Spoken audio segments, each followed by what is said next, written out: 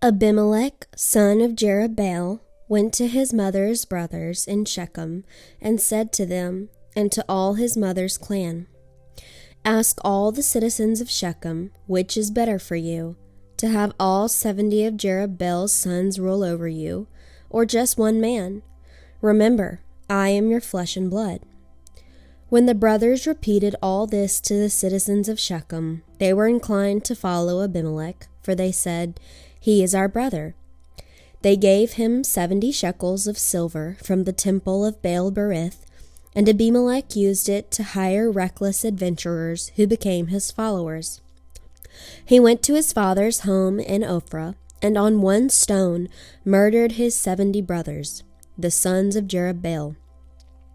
But Jotham, the youngest son of Jerubbaal, escaped by hiding. Then all the citizens of Shechem and Beth Millo gathered beside the great tree at the pillar of Shechem to crown Abimelech king. When Jotham was told about this, he climbed up to the top of Mount Gerizim and shouted to them, "Listen to me, citizens of Shechem, so that God may listen to you." One day the trees went out to anoint a king for themselves. They said to the olive tree, "Be our king." But the olive tree answered, "Should I give up my oil, by which both gods and men are honored, to hold sway over the trees?" Next the tree said to the fig tree, "Come and be our king." But the fig tree replied, "Should I give up my fruit, so good and sweet, to hold sway over the trees?" Then the trees said to the vine, "Come and be our king." But the vine answered, "Should I give up my wine, which cheers both gods and men, to hold sway over the trees?" Finally, all the trees said to the thorn bush, "Come and be our king." The thorn bush said to the trees, "If you really want to anoint me king over you, come and take refuge in my shade. But if not, then let fire come out of the thorn bush and consume the cedars of Lebanon." Now if you have acted honorably and in good faith when you made Abimelech king, and if you have been fair to Jerubbaal and his family, and if you have treated him as he deserves, and to think that my father fought for you, risked his life to rescue you from the hand of Midian, but today you have revolted against my father's family, murdered his 70 sons on a single stone, and made Abimelech, the son of his slave girl, king over the citizens of Shechem, because he is your brother. If then you have acted honorably and in good faith toward Jerubbaal and his family today, may Abimelech be your joy, and may you be his too. But if you have not, let fire come out from Abimelech and consume you, citizens of Shechem and Beth Millo. And let fire come out from you, citizens of Shechem and Beth Millo, and consume Abimelech. Then Jotham fled, escaping Beer, and lived there because he was afraid of his brother Abimelech. After Abimelech had governed Israel 3 years, God sent an evil spirit between Abimelech and the citizens of Shechem, who acted treacherously against Abimelech. God did this in order that the crime against Jerubbaal's 70 sons, the shedding of their blood, might be avenged on their brother Abimelech and on the citizens of Shechem who helped him murder his brothers. In opposition to him, these citizens of Shechem set men on the hilltops to ambush and rob everyone who passed by, and this was reported to Abimelech. Now Gaal, son of Ebed, moved with his brothers into Shechem, and its citizens put their confidence in him. After they had gone out into the field and gathered the grapes and trodden them, they held a festival in the temple of their God. While they were eating and drinking, they cursed Abimelech. Then Gaal, son of Ebed, said, "Who is Abimelech, and who is Shechem, that we should be subject to him? Isn't he Jerubbaal's son? And isn't Zebul his deputy? Serve the men of Hamor, Shechem's father.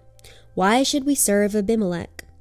If only this people were under my command, then I would get rid of him. I would say to Abimelech, 'Call out your whole army.'" When Zebul, the governor of the city, heard what Gaal, son of Ebed, said, he was very angry. Under cover, he sent messengers to Abimelech, saying, Gaal, son of Ebed, and his brothers have come to Shechem and are stirring up the city against you. Now then, during the night, you and your men should come and lie wait in the field. In the morning at sunrise, advance against the city. When Gaal and his men come out against you, do whatever your hands find to do." So Abimelech and all his troops set out by night and took up concealed positions near Shechem in 4 companies. Now Gaal, son of Ebed, had gone out and was standing at the entrance to the city gate, just as Abimelech and his soldiers came out from their hiding place. When Gaal saw them, he said to Zebul, "Look, people are coming down from the tops of the mountains." Zebul replied, "You mistake the shadows of the mountains for men." But Gaal spoke up again, "Look, people are coming down from the center of the land, and a company is coming from the direction of the soothsayer's tree."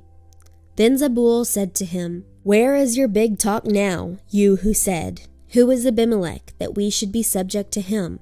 Aren't these the men you ridiculed? Go out and fight them." So Gaal led out the citizens of Shechem and fought Abimelech. Abimelech chased him, and many fell wounded in the flight, all the way to the entrance to the gate. Abimelech stayed in Aramah, and Zebul drove Gaal and his brothers out of Shechem. The next day the people of Shechem went out to the field, and this was reported to Abimelech. So he took his men, divided them into 3 companies, and set an ambush in the fields. When he saw the people coming out of the city, he rose to attack them. Abimelech and the companies with him rushed forward to a position at the entrance to the city gate. Then 2 companies rushed upon those in the fields and struck them down.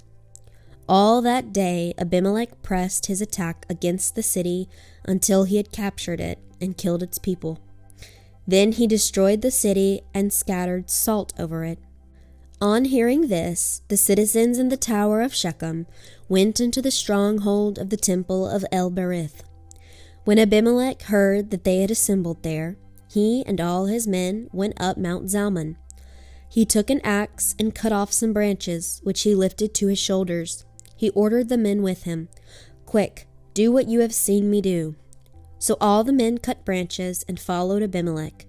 They piled them against the stronghold and set it on fire over the people inside. So all the people in the tower of Shechem, about 1,000 men and women, also died. Next Abimelech went to Thebez and besieged it and captured it.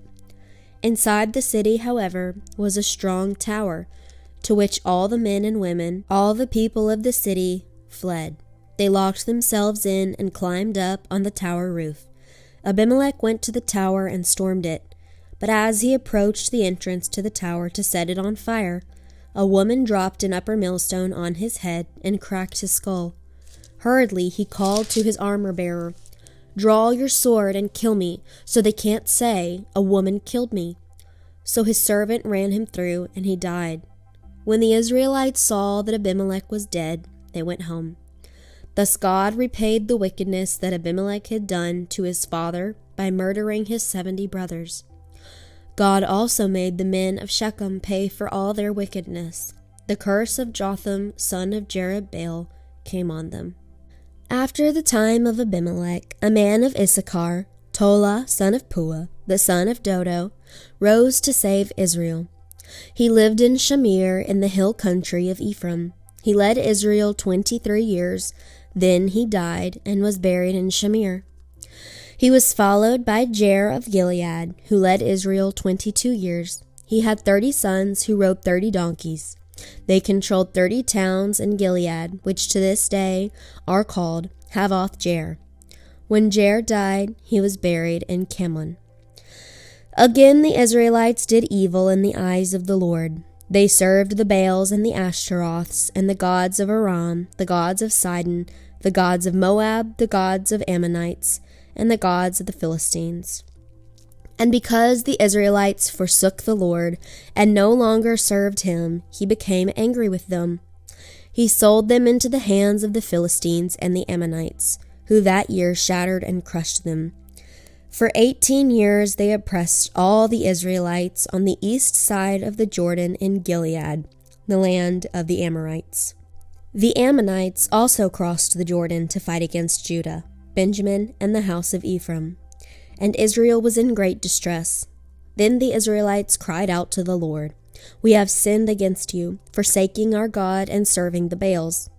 The Lord replied, "When the Egyptians, the Amorites, and the Ammonites, the Philistines, the Sidonians, the Amalekites, and the Maonites oppressed you, and you cried to me for help, did I not save you from their hands? But you have forsaken me and served other gods, so I will no longer save you. Go and cry out to the gods you have chosen. Let them save you when you are in trouble." But the Israelites said to the Lord, "We have sinned. Do with us whatever you think best, but please rescue us now." Then they got rid of the foreign gods among them and served the Lord, and he could bear Israel's misery no longer. When the Ammonites were called to arms and camped in Gilead, the Israelites assembled and camped at Mizpah. The leaders of the people of Gilead said to each other, "Whoever will launch the attack against the Ammonites will be the head of all those living in Gilead."